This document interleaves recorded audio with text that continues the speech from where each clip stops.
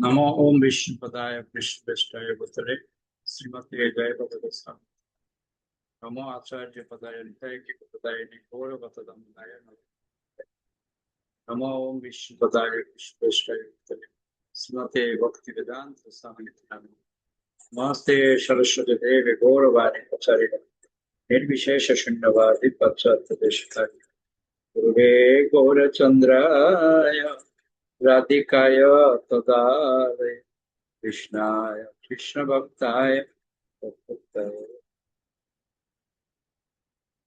শুনিও না মাতাজি পুরো।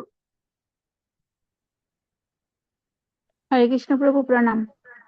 পরের দিন সকালে ভেনিস বিচে প্রাতঃভ্রমণের সময় ছিল প্রভুপাদ এক অদ্ভুত নির্দেশ দিয়েছিলেন।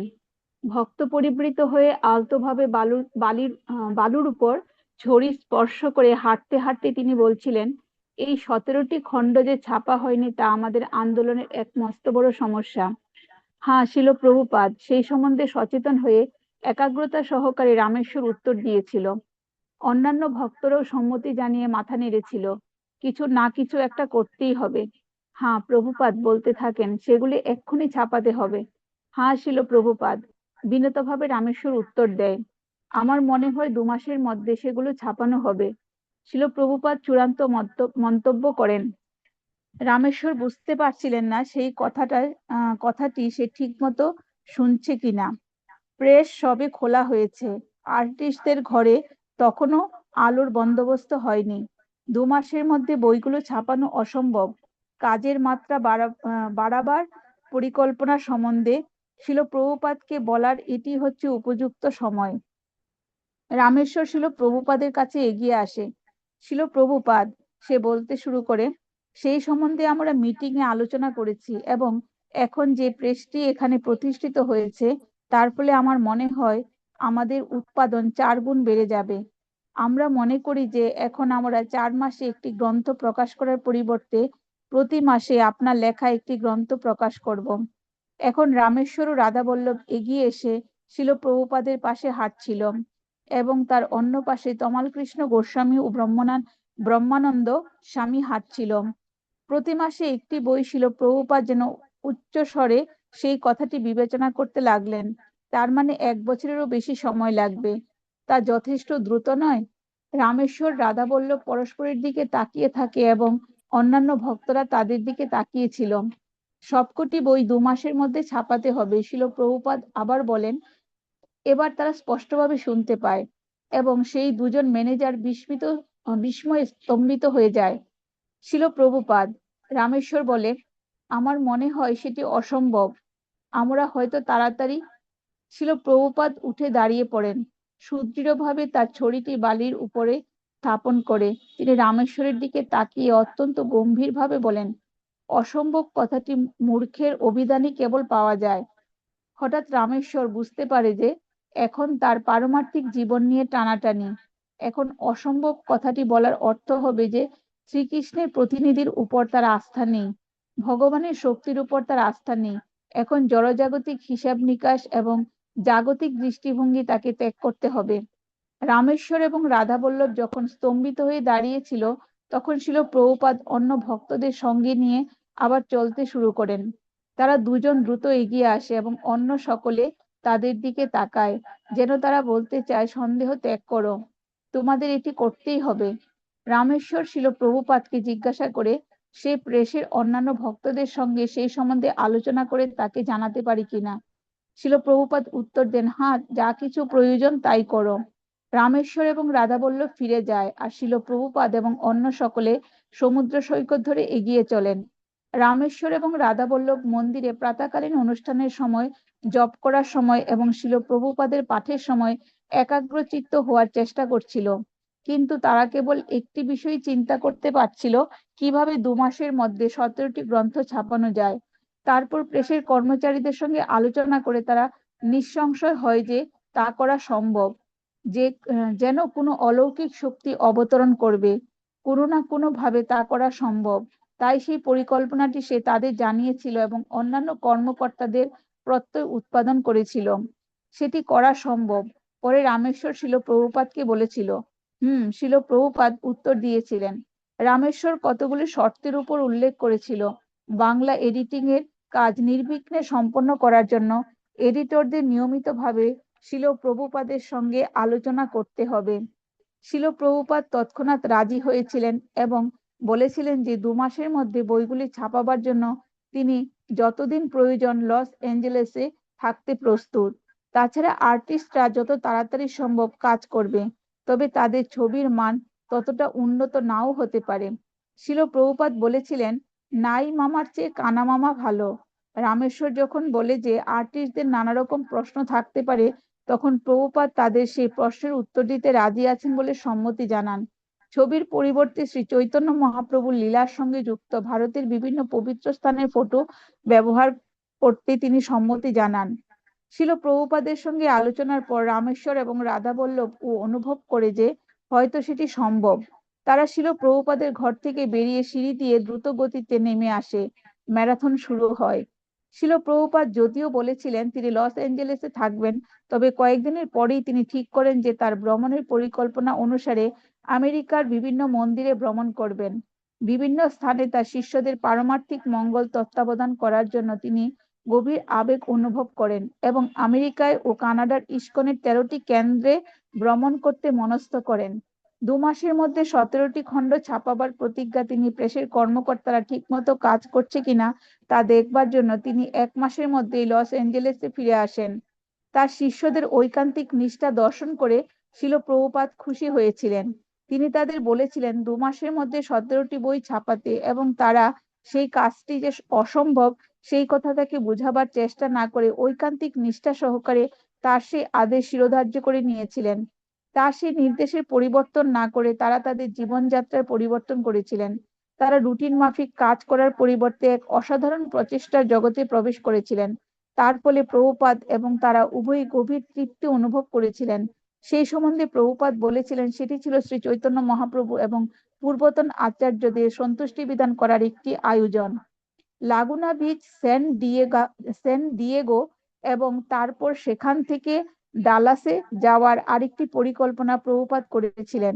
সেখান থেকে তিনি নিউ অর্লিয়েন্স এবং নিকটবর্তী মিসিসিপিতে ইস্কনের ফার্মে যেতে মনস্থ করেছিলেন।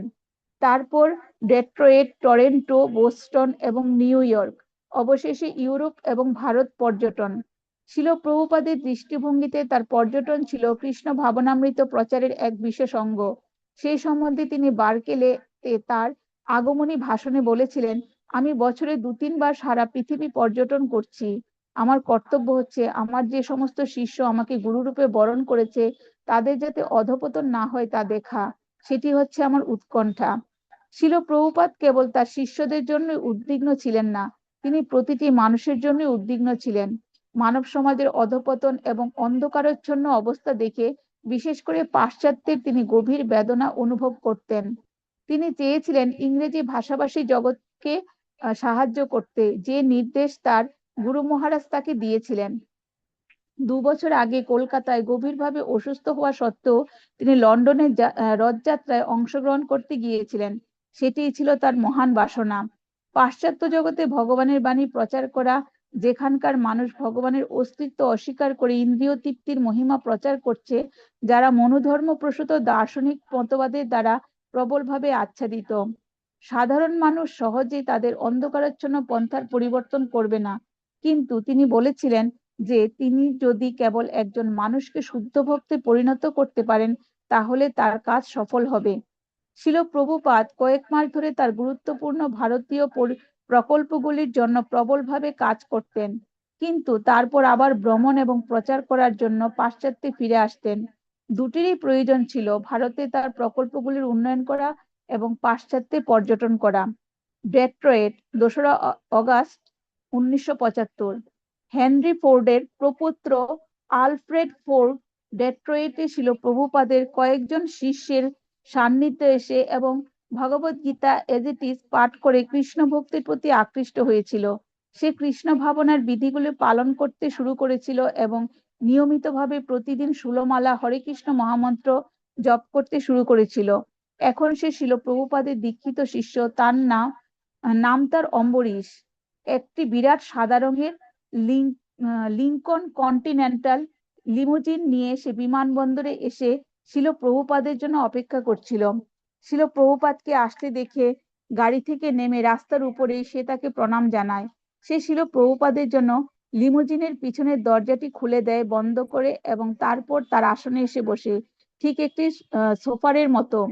গাড়ি যখন চলতে শুরু করে তখন শিল প্রভুপাদ বলেন, আমাদের ভক্তদেরও গাড়ি রয়েছে, তবে তাতে করে আমরা মন্দিরে যাই এবং গ্রন্থ বিতরণ করি। সবকিছুই শ্রীকৃষ্ণের সেবায় ব্যবহার করা যেতে পারে। সকলেই শ্রীকৃষ্ণের সেবায় অংশগ্রহণ করতে পারে। এই আলফ্রেড ফোর্ড হচ্ছে পৃথিবীর সবচাইতে ধনী ব্যক্তির সন্তান। যথার্থ আনন্দ উপভোগ করার জন্য তাকেও কৃষ্ণ ভক্তির পন্থা অবলম্বন করতে হয়েছে। ডেট্রয়েটে ছিল প্রভুপাদের আরেকজন ভক্ত ছিল এলিজাবেথ রুথার, এখন যার নাম হয়েছে লেখা শ্রবন্তী দেবী দাসী। সে ছিল শ্রমিক নেতা ওয়াল্টার রুথারের মেয়ে। অম্বরীশ ছিল প্রভুপাদকে বলেছিল যে ফোর্ড এবং রুথার ছিল পরস্পরের পরম শত্রু, কিন্তু এখন তাদের দুই বংশধর শান্তিপূর্ণভাবে এবং যৌথভাবে শ্রীকৃষ্ণের সেবা করছে। তার এই দুই শিষ্যের নম্র ব্যবহারে শিল প্রভুপাদ অত্যন্ত প্রসন্ন হয়েছিলেন। তিনি যদিও তাদের প্রতি অত্যন্ত স্নেহপরায়ণ ছিলেন, কিন্তু তবু দুটি বিখ্যাত বংশধর বলে তাদের কখনো তোষামোদ করেননি। অম্বরীশ এবং লেখা শ্রবন্তীও সবসময় নিজেদের বৈষ্ণব দাসানুদাস বলে মনে করত। মন্দিরে যাওয়ার পথে প্রভুপাদের গাড়ি নানা দেশের পতাকা সমন্বিত একটি বিরাট আধুনিক বাড়ির সামনে দিয়ে যাচ্ছিল, যার সামনে বড় বড় হরফে লেখা ছিল ওয়ার্ল্ড হেডকোয়ার্টার্স ফোর্ড। একজন ভক্ত অম্বরীশের দিকে তাকিয়ে জিজ্ঞাসা করে, এখানেই কি তুমি কাজ করো? পেছনের আসন থেকে প্রভুপাদ বলে ওঠেন, না, ও হচ্ছে এখানকার মালিক। একটি বিরাট শহর উন্নয়ন প্রকল্পের পাশ দিয়ে যাওয়ার সময় শিল প্রভুপাদ জিজ্ঞেস করেন, এটি কি? এটি হচ্ছে ডেট্রয়েটের নবজাগরণ কেন্দ্র। অম্বরীশ বলেন, ওদের এদের কখনো নবজাগরণ হবে না। শিল প্রভুপাদ উত্তর দেন, ডেট্রয়েটের মন্দিরটি ছিল ইটের তৈরি একটি বাড়ি, যার চারতলায় একটি চিলকোঠায় ছিল মন্দির। বাড়িটির লিজ শীঘ্রই শেষ হয়ে যাচ্ছিল এবং মন্দিরের সভাপতি গোবর্ধন একটি নতুন বাড়ি খুঁজছিল। সে শিল প্রভুপাদকে কয়েকটি বাড়ির ছবি দেখায়। তার মধ্যে একটি হচ্ছে পরলোকগত কোটিপতি শিল্পপতি লরেন্স ফিশারের বাড়ি। হয়তো সেই জায়গাটি অত্যন্ত ব্যয় সাপেক্ষ, গোবর্ধন বলছিল, এবং সেই এলাকাটিও তত ভালো নয়। তবে শিল প্রভুপাদ সেই বাড়িটির প্রতি উৎসাহী ছিলেন। বাস্তবিক পক্ষে ভক্তরা যা কিছু খারাপ বলে তাকে বলছিল, প্রভুপাদ বলেছিলেন প্রকৃতপক্ষে সেটি ভালো, অথবা তা সহজে সংশোধন করে নেওয়া যাবে।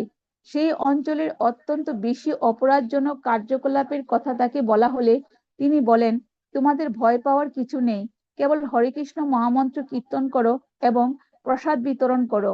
সমস্ত প্রতিবেশীদের নিমন্ত্রণ করো, চোর বাটপার সকলকে প্রসাদ পাওয়ার জন্য এবং হরে কৃষ্ণ মহামন্ত্র কীর্তন করার জন্য নিমন্ত্রণ করো। তাহলে দেখবে যে আর কেউ তোমাদের থেকে চুরি করবে না। ভক্তরা বলেছিল যে ডেট্রয়েট হচ্ছে আমেরিকার অপরাধ জগতের রাজধানী এবং যে দরিদ্র বস্তি অঞ্চলে সেই বাড়িটি অবস্থিত ছিল তা অবৈধ চোরাচালান, ডাকাতি এবং খুন খারাপির জন্য প্রসিদ্ধ ছিল। কিন্তু শিল প্রভুপাদ আবার তাদের বলেন যে তাদের ভয় পাওয়ার কিছু নেই। তিনি বলেছিলেন, আমিও বাউরিতে ছিলাম এবং তিনি বর্ণনা করেছিলেন সেখানকার ছন্নছাড়া মানুষগুলি কিভাবে বাড়ির দরজার সামনে প্রস্রাব করে রাখতো, দরজার সংযোগস্থলে পড়ে থাকতো, কিন্তু তিনি যখন বাড়িটিতে প্রবেশ করতেন তখন তারা উঠে দাঁড়িয়ে বলতো, হ্যাঁ স্যার, আসুন স্যার। শিল প্রভুপাদ বলেছিলেন, সেই বাড়িটি নাও এবং সেখানে প্রতিদিন 24 ঘন্টা হরে কৃষ্ণ মহামন্ত্র কীর্তন করো। যদি কোনো চোর আসে তাহলে আমরা বলবো, আসুন প্রথমে একটু প্রসাদ গ্রহণ করুন এবং তারপর আপনি যা চান নিয়ে যান, আমাদের কি রয়েছে। গোবর্ধন, অম্বরীশ এবং কয়েকজন জিবিসি এর সঙ্গে শিল প্রভুপাদ সেই বাড়িটি দেখতে গিয়েছিলেন। তাদের সঙ্গে সেই বাড়িটির মালিক এবং রিয়েল এস্টেটের কয়েকজন মহিলার সঙ্গে তাদের সাক্ষাৎ হয়। বাড়িটির মালিক তাদের ঘুরে ঘুরে বাড়িটি দেখান। শিল প্রভুপাদের বাড়িটি আরো ভালো লাগে। সেই প্রাসাদম বাড়িটি অবস্থিত ছিল উঁচু পাঁচিলে ঘেরা 4 একর জমির উপর। সেখানে বাগান এবং পায়ে চলার পথ ছিল, যা এখন সারানোর প্রয়োজন। আর ছিল অনেকগুলো ফোয়ারা, একটি সুইমিং পুল। কয়েকজন ভক্তের কাছে মনে হয়েছিল 1920 দশকের প্রাচুর্যপূর্ণ সজ্জায় সজ্জিত সেই বাড়িটি অত্যন্ত জাঁকালু, কিন্তু শিল প্রভুপাদ তাতে এক মহা মহৎ সম্ভাবনা দর্শন করেছিলেন। বাড়ির ভিতরে প্রবেশ করে সুদৃশ্য ইতালিয়ান টালি এবং শ্বেত পাথরের তোরণ শোভিত প্রকোষ্ঠ দর্শন করে শিল প্রভুপাদ হাসতে থাকেন। দলটি বসবার ঘরে প্রবেশ করে দেখে যে তার উঁচু সিলিং প্রাচীন গ্রিক স্থাপত্যের ধাঁচে তৈরি লতা পাতা গোলাপ ফুল এবং হাতে রং করা প্লাস্টারের ফুলে সজ্জিত। তারপর তারা বলরুমে প্রবেশ করে, যার মেঝেটি ছিল শ্বেত পাথরের তৈরি আর সুউচ্চ ধনুকাকৃতি সিলিংটি এমন ভাবে রং করা যা দেখে মনে হয় যেন মেঘ ও তারকা সমন্বিত সন্ধ্যার আকাশ। বিশেষ আলোকসজ্জার ফলে মনে হয় যেন তারার আলোয় আকাশটি উজ্জ্বল। হলের প্রান্তে তিনটি শ্বেতপাথরের খিলান শিল প্রভুপাদ তার মন্দিরের জন্য যেই রকম নকশা দিয়েছেন ঠিক সেই রকম। সেই তিনটি খিলানে তিনটি বেদী মঞ্চ তৈরি হতে পারে এবং খুব বেশি পরিবর্তন না করেই সেই বলরুমটিকে মন্দিরে রূপান্তরিত করা যেতে পারে। বলরুমের উপযোগিতা সম্বন্ধে প্রভুপাদ মালিককে কোনো কিছু বলেননি, তবে ভক্তদের কাছে তা স্পষ্ট হয়ে উঠেছিল। তারপর তারা হরে কৃষ্ণ প্রভু প্রণাম। একটা জিনিস তো আশ্চর্যজনক, সেটা হচ্ছে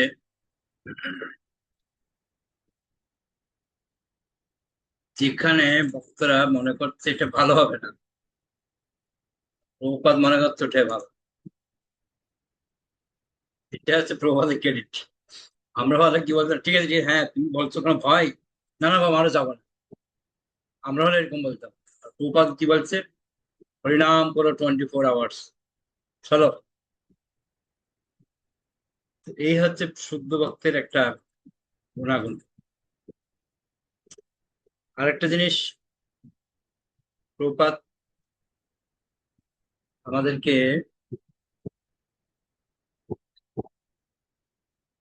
এত সুন্দর করে বুঝিয়েছেন,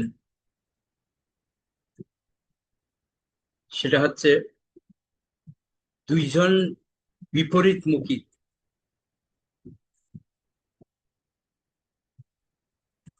দুইজন যে বিপরীতমুখী, এই বিপরীতমুখী গুলিকে কিভাবে প্রভুপাদ একত্রিত করেছে ভাবা যায়। একটা হচ্ছে ফোর্ডের আলফ্রেড ফোর্ড, তাই না? একটা আলফ্রেড ফোর্ড এর কথা যখন বলছে প্রভুপাদ, আমরা হলে ধনী ব্যক্তি হলে তাদের কত আদর যত্ন করতাম, প্রভুপাদ বলছে না। একটা হচ্ছে রুথার, এলিজাবেথ রুথার, কেন এরা হচ্ছে শ্রমিক নেতা। তো দুটো হচ্ছে বিরোধী, ফোর্ড কোম্পানি আর রুথার। এটাই আমাদেরকে প্রপাত দেখালো যে হরিনামের প্রভাবে, ভগবানের দিব্য নাম কীর্তনের প্রভাবে কিভাবে তারা পরিবর্তন হয়েছে। এটা হচ্ছে অনেক বড় একটা শিক্ষণীয় বিষয়। ওকে, মালিনী মাতাজি পড়ুন।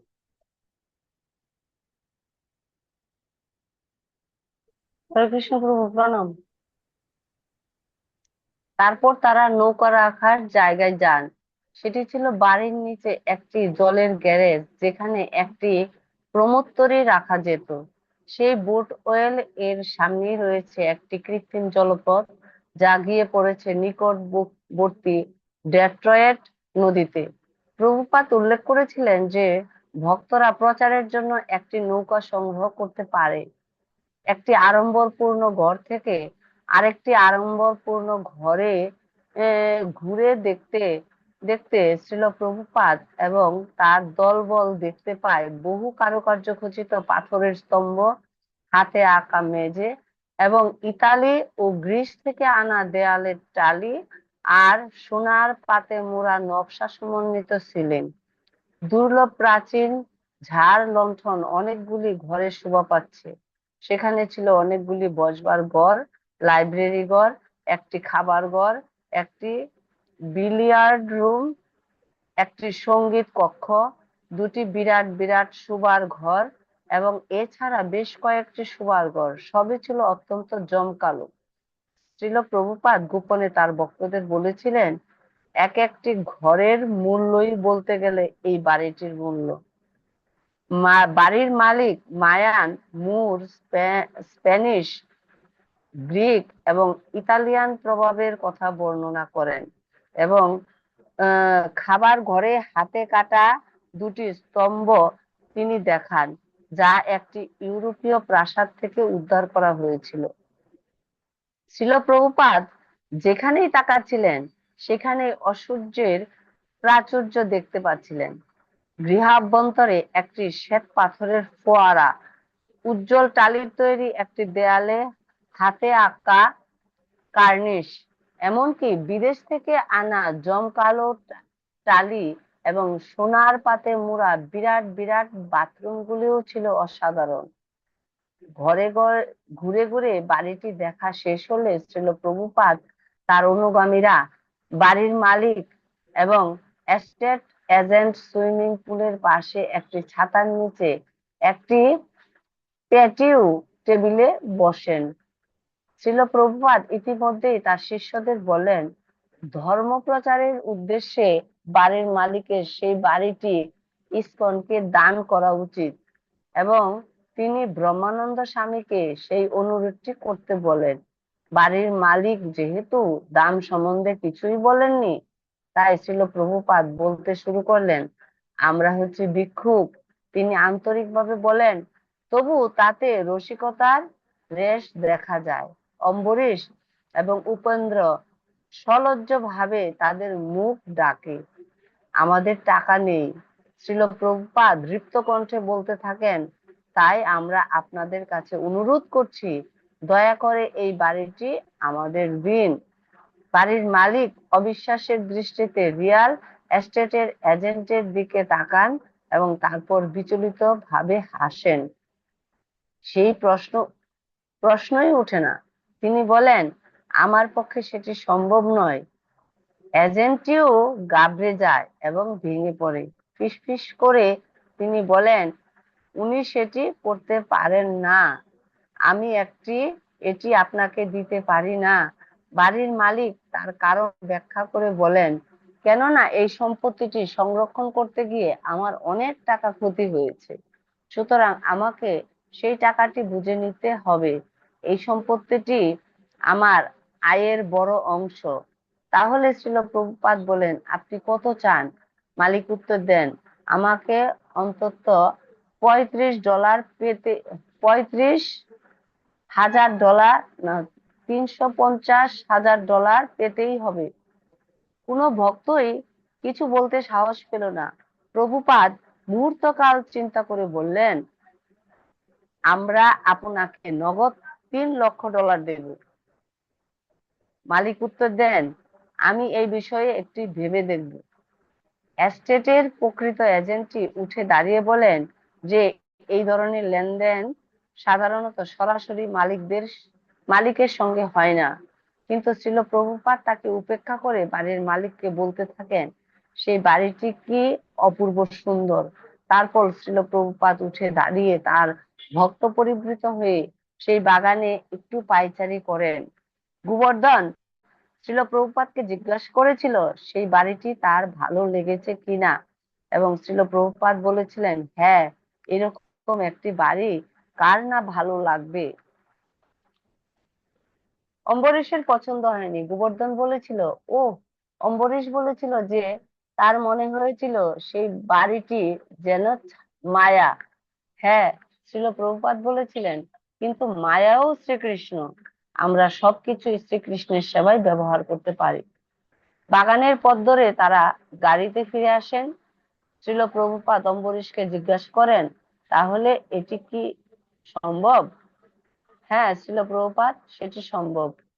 মন্দিরে ফিরে আসার পরেই অম্বরীশ এবং লেখা শ্রবন্তী আলোচনা করে উত্তরাধিকার সূত্রে পাওয়া তার সম্পত্তি ছিল সীমিত।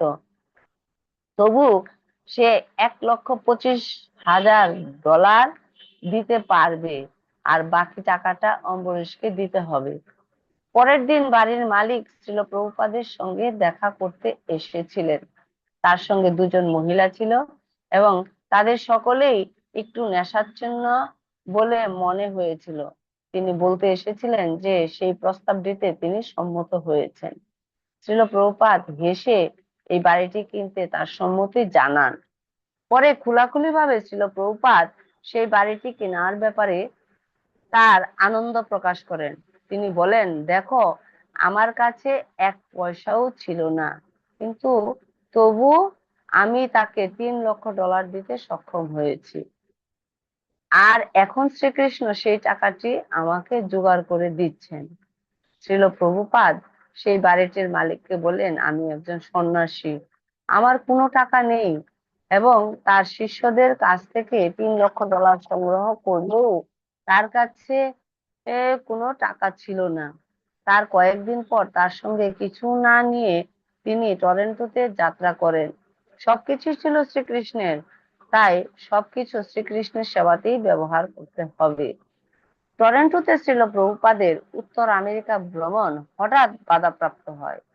নতুন দিল্লি থেকে তেজসের কাছ থেকে শ্রীল প্রভুপাদ একটি টেলিগ্রাম পান, যাতে সে জানিয়েছে যে শ্রীল প্রভুপাদ যদি ইন্দিরা গান্ধীর সঙ্গে সাক্ষাৎ করতে চান তাহলে তাকে তৎক্ষণাৎ ভারতে ফিরে যেতে হবে। টেলিগ্রামে বিস্তারিতভাবে কিছু জানানো হয়নি, এবং তার সেক্রেটারি বহু চেষ্টা করেও ফোনে দিল্লির মন্দিরের সঙ্গে যোগাযোগ করতে পারেনি। তবে প্রভুপাদের আর বিশেষ কিছু জানার প্রয়োজন ছিল না। তিনি বলেছিলেন, যখন কোনো মঙ্গলজনক সুযোগ হবে তখন ভক্তকে সঙ্গে সঙ্গে তা গ্রহণ করতে হয়। হরিকেশ এমন ভাবে সেই ভ্রমণের আয়োজন করে যাতে শ্রীল প্রভুপাদ 1 রাত্রির জন্য মন্ট্রিয়লে থামতে পারেন। মন্ট্রিয়ল থেকে তারা যাবেন প্যারিসে, যেখানে দিল্লির যাওয়ার আগে শ্রীল প্রভুপাদ বিশ্রাম করতে পারেন। শ্রীল প্রভুপাদের আমেরিকা ত্যাগের সংবাদ যখন ছড়িয়ে পড়ে তখন টরন্টোতে কয়েকজন ভক্ত তার প্রকল্প সম্বন্ধে শেষ নির্দেশ পাওয়ার জন্য তার সঙ্গে সাক্ষাৎ করতে চেষ্টা করে। রামেশ্বর লস অ্যাঞ্জেলেস থেকে ফোন করেছিল এবং হরিকেশকে বারবার বলেছিল শ্রীমদ ভাগবতের 5ম স্কন্ধ সম্বন্ধে শ্রীল প্রভুপাদকে কয়েকটি শেষ মুহূর্তের এডিটোরিয়াল প্রশ্ন করতে। প্রশ্নগুলি ছিল ব্রহ্মাণ্ডের আকৃতি সম্বন্ধে শ্রীমদ ভাগবতের বর্ণনা। শ্রীল প্রভুপাদ অর্থহীন বলে এই প্রশ্নগুলি বাতিল করে দিয়েছিল। তিনি নির্দেশ দিয়েছিলেন যেভাবে তিনি অনুবাদ করছেন বিবিটি ঠিক সেভাবেই বইগুলি ছাপায়। শুধু প্রধানমন্ত্রী শ্রীমতী ইন্দিরা গান্ধীর সঙ্গে সাক্ষাৎকারের সম্ভাবনাই শ্রীল প্রভুপাদকে ভারতে ফিরে যেতে উদ্বুদ্ধ করেছে তাই নয়, তার অসম্পূর্ণ প্রকল্পগুলিও তাকে ফিরে যেতে অনুপ্রাণিত করেছিল। বিশেষ করে মুম্বাইয়ের হরে কৃষ্ণ ল্যান্ড। ব্রহ্মানন্দ স্বামী বলেছিলেন, তার মনে হয়েছিল শ্রীল প্রভুপাদ যেন তার পাশ্চাত্যের ভ্রমণ শেষ করে ভারতে তার প্রকল্পগুলি ব্যক্তিগতভাবে পরিচালনা করার জন্য এরকমই একটি সুযোগের অপেক্ষা করছিলেন। শ্রীল প্রভুপাদ বলেছিলেন, সুরভিকে একটি চিঠি লিখে তার অনুপস্থিতিতে যে কোনো কাজই হচ্ছে না সেই সম্পর্কে তার হতাশা প্রকাশ করেন। ওকে ওকে ওকে তোমরা কেবল ওকে হরে কৃষ্ণ প্রভু প্রণাম। অনেক ধন্যবাদ। তো দেখুন প্রভুপাদের মনোবল কিরকম।